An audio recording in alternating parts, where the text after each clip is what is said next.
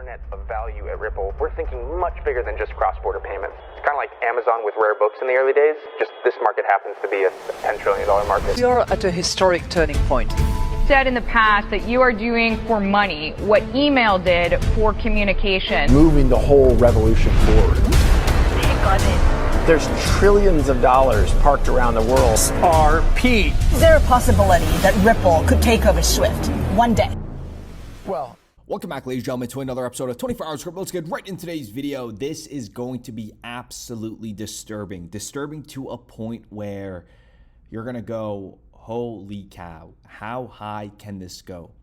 In today's episode, you're going to understand exactly what USDC, RLUSDC, well, did I just say RLUSDC? I'm not going to edit that out. We're going to leave that in there. XRP, the things that we're about to witness, the interlinking from, with the old system and the new system. Right now, there's so much happening behind the scenes. Okay, just picture everybody behind the scenes, like running around like the Titanic when it was sinking. Okay, they're doing that right now on a scale internally, rolling out this new financial infrastructure. But the thing is, it's not sinking. It's going to go straight to the moon. This whole crypto ecosystem is going to see institutional adoption, institutional capital flow in, and we're about to witness it in real time.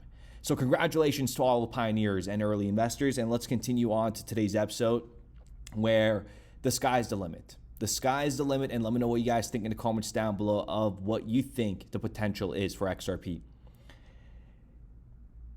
This is not going to...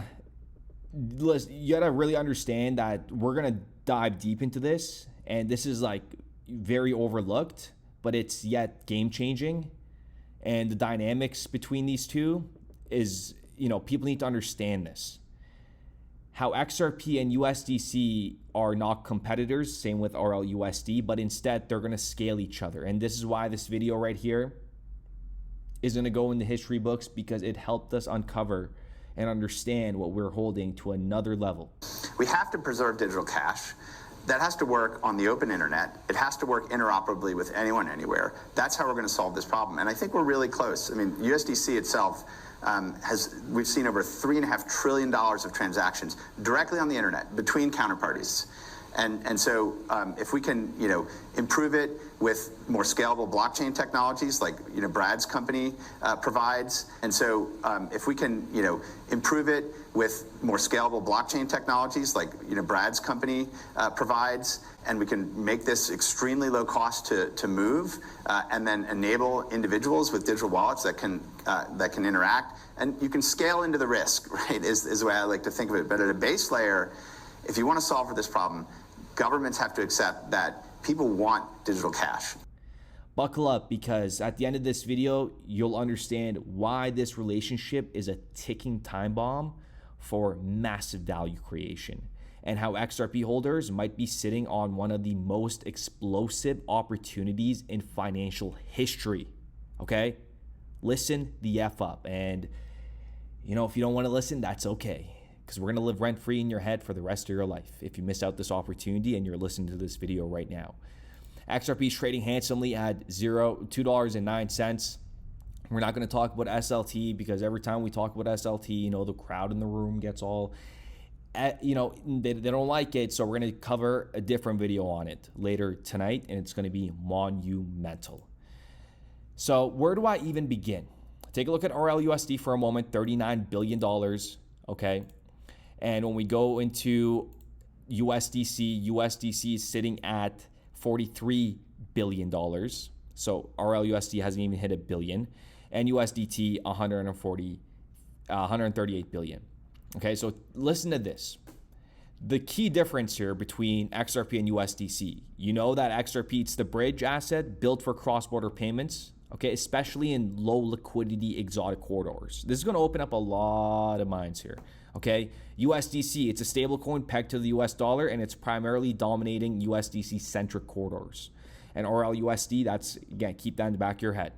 So USDC thrives in USDC corridors, but it struggles in exotic markets, okay? So places like the Philippines, the Brazilian dollar, Thailand, Argentina, the Colombian peso. So it's not efficient for USDC. And this is where XRP enters the room. Our view in the future is you don't have to have this pre-funding, and instead you can use a digital asset to have global liquidity on demand. Now, we build upon a tech stack of an open source technology called XRP. XRP, originally was built by some engineers who had seen some of the flaws of Bitcoin and the challenges of scalability around Bitcoin. Okay. It acts as that bridge, taking USDC beyond its comfort zone and opening up corridors that would otherwise be inefficient, expensive, or outright inaccessible. Okay, so USDC converts to XRP. XRP moves across the XRP ledger with pretty much zero fees, okay? And it converts into the exotic currency or back into USDC on the other side if needed. But XRP, so we go to USDC to XRP to the Colombian peso, right? So every time this happens, XRP isn't just facilitating a transaction, it's becoming more valuable by solving a problem USDC can't handle on its own. And as the network grows, you know where I'm going with this. And how XRP scales USDC globally. And remember, XRP is going to help scale RLUSD along with other stablecoins and other assets. We're going to get to that in a moment. So USDC is a powerful, in USD pairs. So USD to Euro, USD to GBP, USD to JPY. And XRP is a powerful in exotic corridors, right? Like we just said, the Colombian pesos, the Philippines, Nigeria. So when they work together, XRP becomes the universal bridge asset, allowing USDC to scale far beyond the USD dominated markets. And the reason why this is so important, I'm covering this because this is how value gets created. Okay, this is how the network grows. As the network grows, the value grows. The assets that are being utilized within that network, it's going to grow. So USDC moves to XRP. XRP acts as the bridge, and then XRP converts to the target currency, okay, like we said. So every time this happens, more XRP transactions occur, more liquidity demand builds for XRP, and higher utility equals higher long-term value. So the growth of USDC fuels XRP's growth, and XRP scales USDC's reach. This isn't a competition, right? It's a synergy on a $1 trillion scale. So that's why when I say XRP is going to have a $1 trillion market cap 100%, it's going to happen 100%. It's just a matter, like, you can't argue that. You logically cannot argue that. And you probably have seen the little pigeon brains in the top right corner just listening in, right? And then here's the breakdown. Okay, listen to this. Listen to these numbers. XRP dominates in 128 global corridors, exotic and major. USDC operates efficiently in 16 corridors, right, tied to USD. So USDC handles USD-centric liquidity while XRP bridges the gaps in low liquidity exotic markets. So every single transaction between these corridors pushes XRP's volume higher, and it strengthens its network effect. That's what we're looking for here. We're looking for the network effect. And again, don't even forget about, the real RWA, the debt, and that's like the completely untapped potential that we haven't even calculated here. So once real world assets, right? We got real estate, equities, commodities, like these are all being tokenized on the blockchain networks. And, for debt markets, XRP and USDC have the potential to facilitate massive on-chain debt settlements, right? And remember, we talked about collateral in the video a couple months ago. XRP could act as a bridge for a multi-trillion-dollar debt and collateral markets, right? Scaling liquidity across fragmented systems. So listen up. This isn't, science fiction. Tokenized assets are already being piloted by major financial institutions. And do you think, it's going to bridge these assets, okay? Global markets, it's going to require XRP. What do you think is going to bridge these assets, right? The most trusted entity out there, right? The most regulated entity out there. The corridors we discussed, right? Multiply their potential by 100 when you add real world assets and debt markets into the valuation. We are only scratching the surface of what XRP and USDC can enable, and don't even forget RLUSD, and I just talked about the whole debt market and collateral market, right? We are just getting started. And the value creation that could be achieved is just horrendous. Okay, like a once in a lifetime opportunity to a point where you sit there and you question yourself and you say, is this too good to be true? You know, that's the hard part. But the next wave of capital, the next wave of regulation, the next wave of adoption is going to change the game forever. And we're going to remember these moments because, again, it was so cheap. Okay, like these are very, very cheap prices right now, and they're just waiting. They're just accumulating. They're all accumulating on the low right now, ladies and gentlemen. So with that being said, I do appreciate every single one of you guys. Let me know what you guys think in the comments down below. I cannot wait until this thing just gets going. Remember what I said? This is a new normal now. Remember the new normal was 30 cents, 20 cents, 40 cents, 60 cents for years. Can't wait when the new normal is $10, $15, $20 for years, bare minimum. Never going to see lower numbers when utility thrives. Truly, truly a blessing. Again, this wasn't luck. Like, everybody accumulated, right? Remember, if you want to come into this ecosystem right now, you're paying way more than what you should have been paying, right? So accumulation, you see how it's paying off right now. Like, and we have yet to see anything. We'll be back with another episode. Let me know what you guys think in the comments down below. And we're going to have that SLT video later. It's going to be absolutely insane. What's going to be driving value to XRP, particularly kind of around the cross-border and sort of more like enterprise payments and financial use cases? Yeah, so you guys can all see the question on the screen.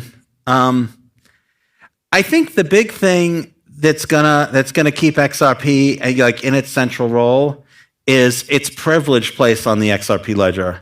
XRP is the only token that you can pay transaction fees in. It's the only token that every account can receive.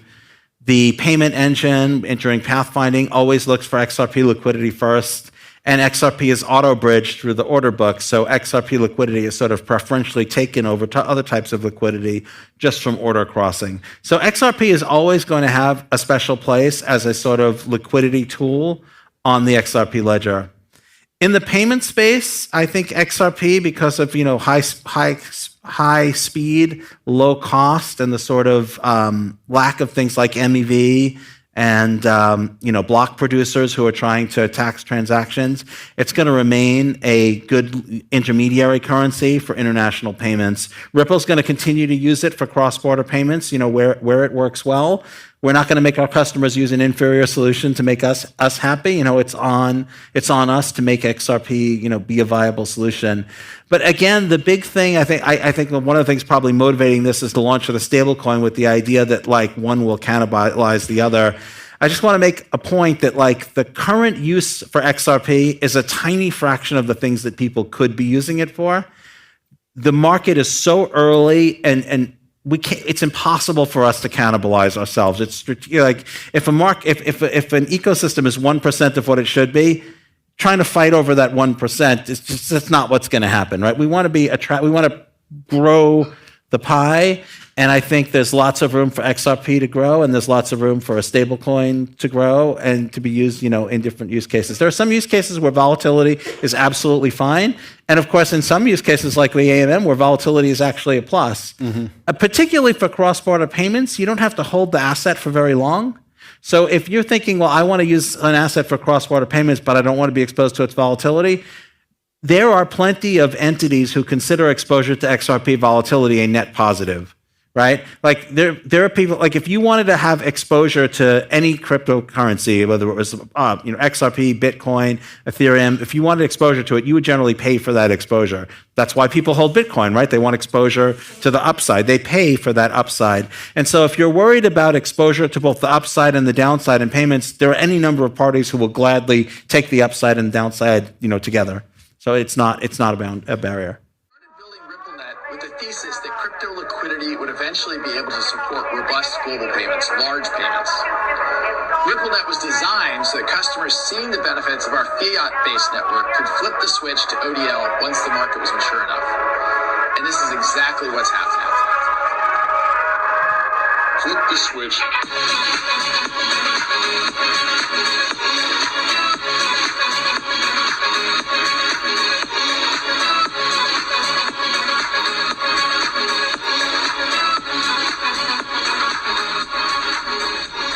I think what we're building has, it's solving a real problem. And I think all of the tokens, my advice to anybody would be, understand the utility. If there's real utility and there's real value being delivered to a real customer, there will be value in the token.